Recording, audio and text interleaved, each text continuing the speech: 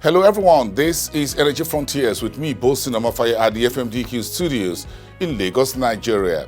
Now, the 2026 edition of the Sub-Saharan Africa Petroleum and Gas and Exhibition Conference, known as SAIPEC, was as robust, high-profiling and engaging as usual. The Lagos event represents an opportunity for industry stakeholders to discuss big issues within the continent and look at opportunities that present themselves within the hydrocarbon industry. These are highlights of the event as prepared by Frontier Africa Reports team.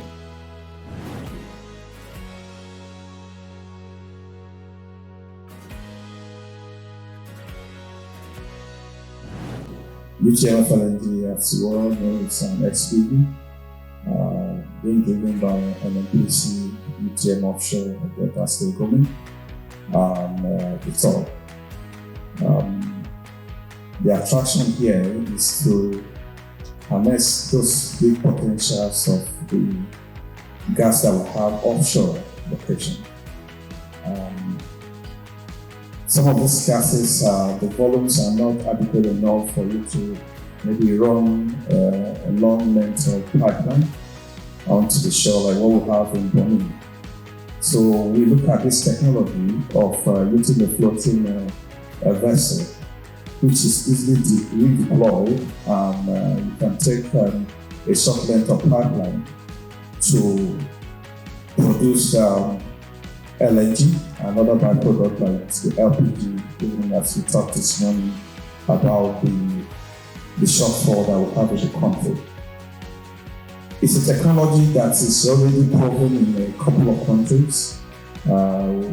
Close to us here, we have something in Cameroon, in Gabon, and recently in Senegal. Onto the east of Africa, we have Mozambique, and it's already well developed, and it's been producing in a lot of countries. Unfortunately, we haven't had it here working in Nigeria, which has been like the bedrock of oil and gas in Africa. And we at UTM have taken it upon ourselves to lead the pack. That we have done successfully. The project has concluded the detailed design. We sat also some time ago with the head of gas to analyze the project and the advantages and what we need to do.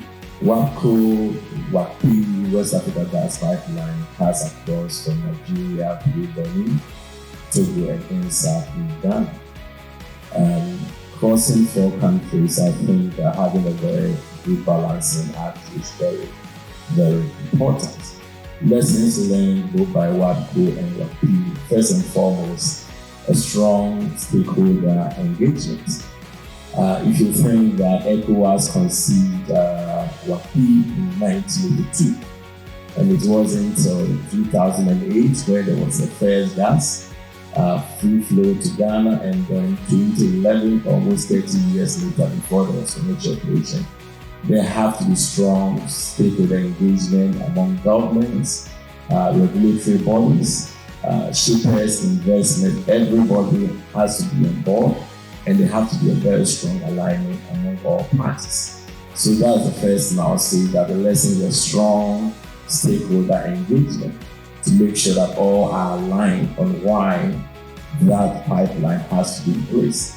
The second thing I want to point out is governments being predictable, investors and everybody. And so during this, I think with all the negotiations that went on, it was good to have in place a treaty that was going to govern how the pipeline was going to be operated across the 4 countries, so that there's some predictability about what the investors, the shippers, everybody, off-takers, everybody expected. So the whole thing was underlined by a strong treaty, the West Africa Gas Pipeline Treaty, and also adopted by the various governments across the 4 countries. So that again is very important for any investor coming in, that they should be able to foresee that if any changes anywhere at all, it's not going to impact on what the money is that they are putting into the infrastructure to carry the gas across. The other thing, as part of the treaty, also harmonization. You may have different governments, and across the region, you may have different fiscals, different tax obligations, and all of those things. The investment should be insulated from all the different regimes and tax that operate across all the region. So as part of the treaty that was in place, also it was to have a fiscal harmonization, legal across all the 4 countries, so that WAPO is protected, the pipeline is protected, the investor is protected. So these are some of the key lessons. So Nigeria holds about 210.54 TCF of gas. It's been said by some presentation, I think Ed mentioned, so Nigeria ranks number 1 on the continent of Africa in terms of holding gas reserves. And then if you consider the contingent resources, we have an upside of about 600 TCF of gas. So the issue here is, it is not about whether there is availability of gas. So there is abundance of gas in Nigeria, but the issue is that of accessibility. Okay? The reserve that we have subsurface, is it being translated into value for the people? Does it drive the economy as expected? Now, if you look at the production, in spite of the fact that Nigeria ranks number 1 on the continent in terms of reserves holding, we are not doing that well in terms of production. We do 7.5 billion scf of gas per day, and we are not number 1 in Africa. We are not even, we are somewhere around number 19 on the globe. So we have crude reserve, but that does not translate into the production. Now, if you look at even the 7.5 BCF of gas per day that is produced, you notice that about 54% of that is actually gas produced in association with oil. And so what that tells you is that there hasn't been very intentional exploitation of gas as a commodity in its own right. And so the gas has been produced using the economics of oil. So that is the situation that we see ourselves. And now, it has not led to development in the gas space, because gas development does not occur simply because there is resource. It only occurs when fiscals, regulatory frameworks, and commercials align with the realities of gas economics. And gas economics is quite different from that of oil. And speaking about if there are reforms or policies of government that is working towards de-risking the upstream supply sector and the midstream, I would say we have the landmark legislation, the PIA. The PIA is designed to remove obscurity and ambiguity in the space. And I can say that largely it has achieved that. Think about the Petroleum Act, for instance. In the era of the Petroleum Act, it is known that fiscal terms for gas on PSC contracts were not certain. And what that resulted in is the stagnation of gas development. I mean, there are huge assets in PSC terms in the era of the Petroleum Act prior to the PIA that never really got FIDs, because no one could actually put their money in an asset that they are not sure of how their money will be recovered. But that has been removed by the PIA. So today there is a clear pathway to cost recovery and to profit sharing on PSC terms for gas, and that is done by the Petroleum Industry Act. We invested heavily in solar power, in wind power, geothermal, and also other alternative power sources in order to bring down hydrocarbons and to reduce the CO2 footprint of our country. As you could see, actually, in Paul's second slide, you see that Germany pretty far to the right with a very high GDP, but with a lower energy footprint than, for example, France or Canada or other countries which are of comparable size, because with our energy transition policy over the last 3 to 4 years, actually Germany has greatly increased energy efficiency and also alternative energy sources. But as you could also see there is no real energy transition. There is only an energy addition and a different mix of energy sources, which actually I think every country should have and should consider in order to have the right energy policy. And therefore then I come to my point here in this discussion. Why am I here at this event and I'm sitting on this podium? Germany has decided to be one of Nigeria's partner in this decade of gas, in the recovery of all their gas resources. And actually we think gas is firstly part of the right choice for Nigeria's energy transition and energy addition. It's also for Germany one of the right choices. We are up to now a gas country. Gas is one of our main stable energy sources, but we found out over the last years that you should not have only one provider. You should have different ones. And the diversification of our energy sources all over the world is part of German foreign policy. Therefore, we are here in Nigeria and we hope to be Nigeria's partner not only in the development of their own gas network and gas usage, but also in the export of LNG to Germany. Germany has now 4 LNG terminals where we export up to 80 to 84 gigawatt hours daily in gas, in LNG only, next to pipeline gas and other things. And we are also a provider of technology, we are a provider of financing. I hope the Standard Bank does not see this as a competition, but we can add up, we can team up on projects in order to bring financing to all the projects we saw already on the slides. Now, when Energy Frontier returns, my sit-down interview with Solomon Nwanehi, the Group CEO at Solewant Energy, on local content development and the latest deal with Kenya Pipeline.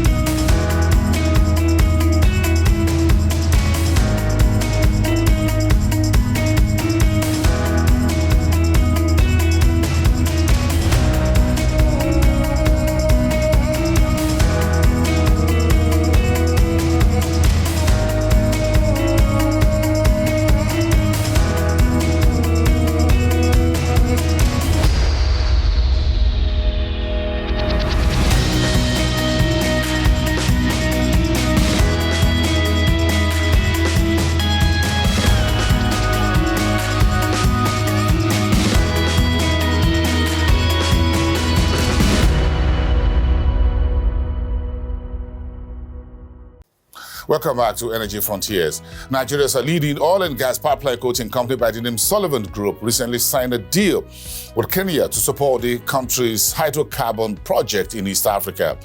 The deal between Solewant and Kenya was part of Solewant's expansion across the African continent in local content development and support for the hydrocarbon industry. I caught up with the CEO of Solewant Energy, Solomon Nwanehi, at the SAIPEC conference in Lagos. This was our conversation. The SAIPEC, this is not the first time. So I'm wondering, what's in it for Solewant Group as an integrated engineering company within the Nigeria oil and gas industry? As you're aware, we started by having this conference across the West Africa country called SAIPEC.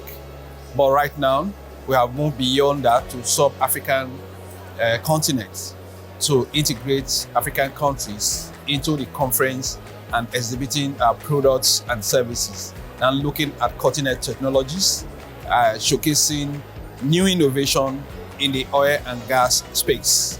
Since yesterday, we'll be discussing on the new and emerging technology to drive Africa in the next future.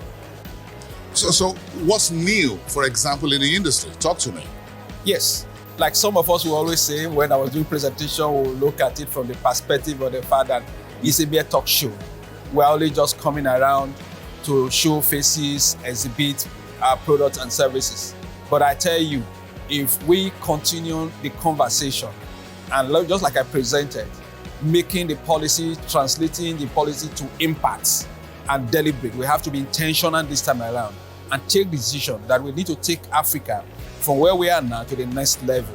You will recall last year during the Solewant Energy Summit, the 9th Energy Summit, I launched a book tagged Unlocking the Africa Energy Future.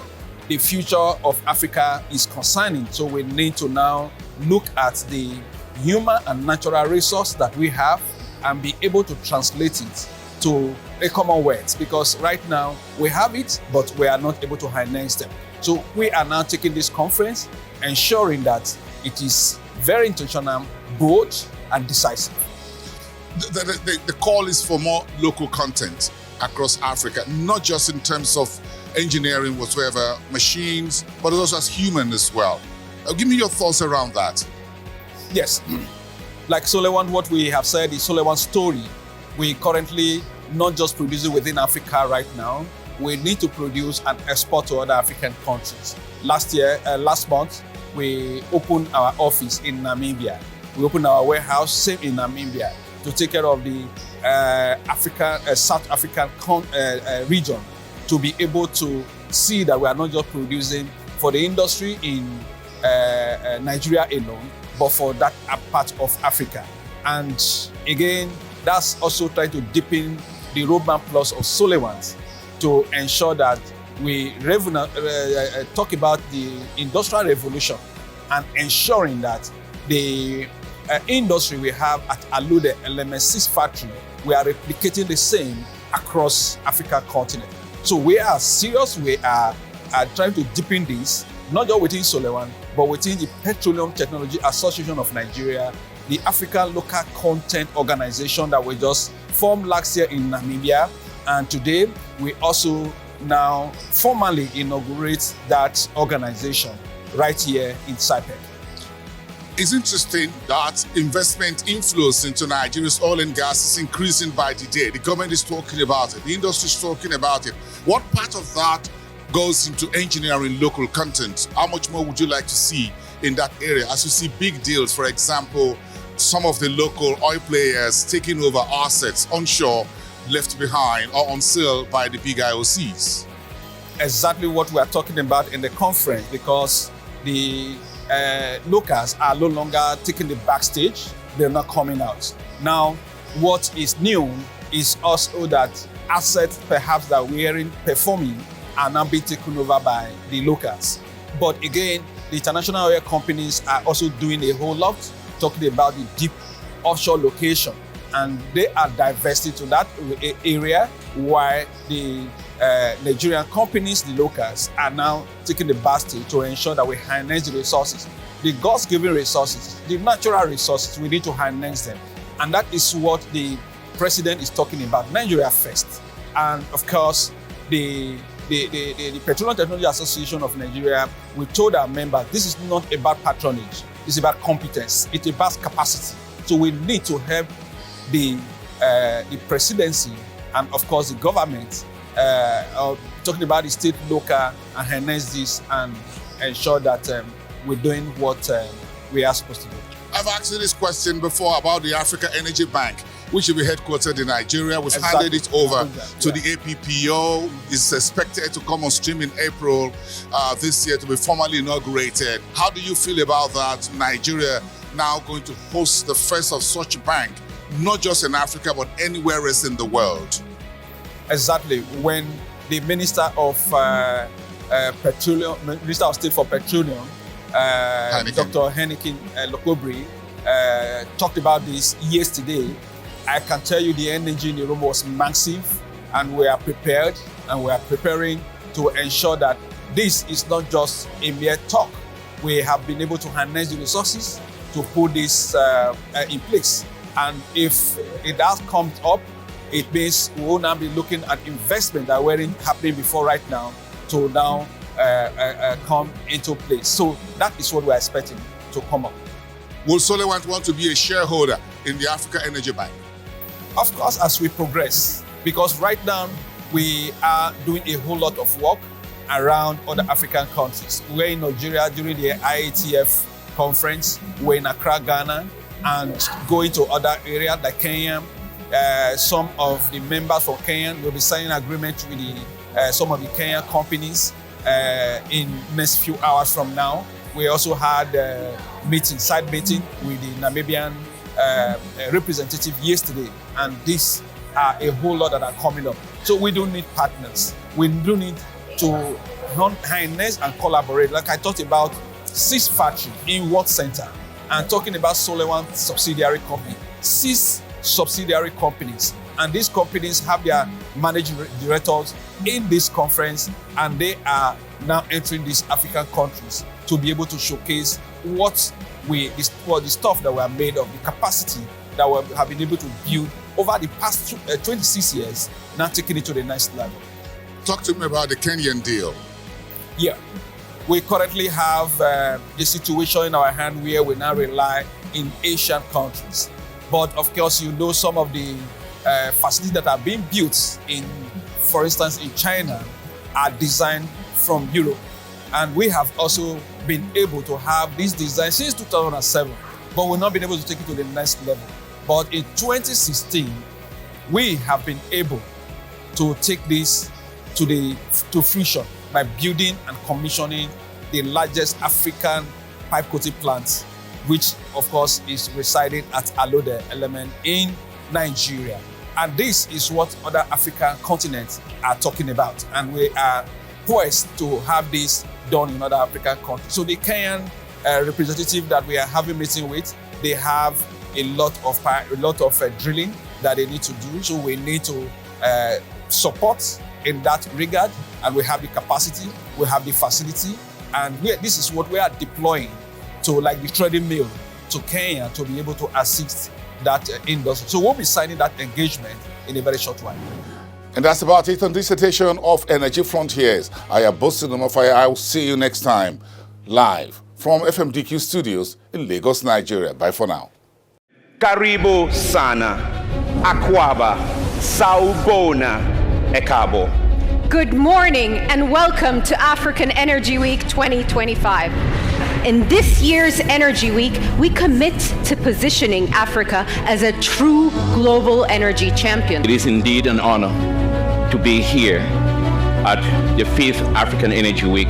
5 years ago, many of you in this room, you asked us to build something more than a conference.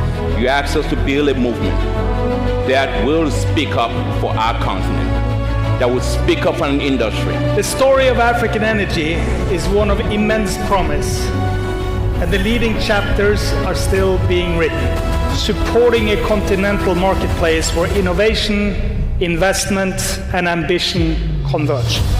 Let us make this the decade in which Africa's energy sector not only meets its potential, but leads the world, driving prosperity, resilience, and transformation. So by working together with respect, with strong partnerships, Africa's journey towards a just and sustainable energy future will prove it once again. Africa is opportunity, Africa is energy. It is important to give women a seat at the table on decisions relating to energy security, particularly on the African continent. When the energy industry is opened and the market is opened and widened, all businesses can benefit. Diversity is good business for all organizations. Africa's time is now, and Africa must take the opportunity now. Capital is very mobile, it's going to find opportunities somewhere. And as long as we can ensure that there's policy harmonization, we can go further together. Across our continent, we are blessed in abundant resources: oil, gas, solar, land, the wind. We also have all the necessary resources to develop our country. As we've been hearing from many of the presentations here, there is enormous proven resource in Africa. All over the place, onshore, offshore, everywhere else. But the investors need 3 things. They need that proven resource. They need a predictable rule of law that if they put their money to work, they can pull money out at the proper time. And 3, they need a predictable enough security environment. If you do those 3 things, a lot of good will flow. Yes, Africa's energy sector holds immense potential, but the truth is Africa's tired of just saying potential. We want now reality to sink in. We need to have forums that have outcomes that we implement for ourselves. Over the last few days, we've seen incredible collaboration. Our future and Africa's future is not for us to predict, it's for us to create. And we create that by driving those new chapters and produce energy for every African. That is a must, and our generation can do it. It is not impossible. Let's go, Africa, and thank you guys so much, and I really appreciate it.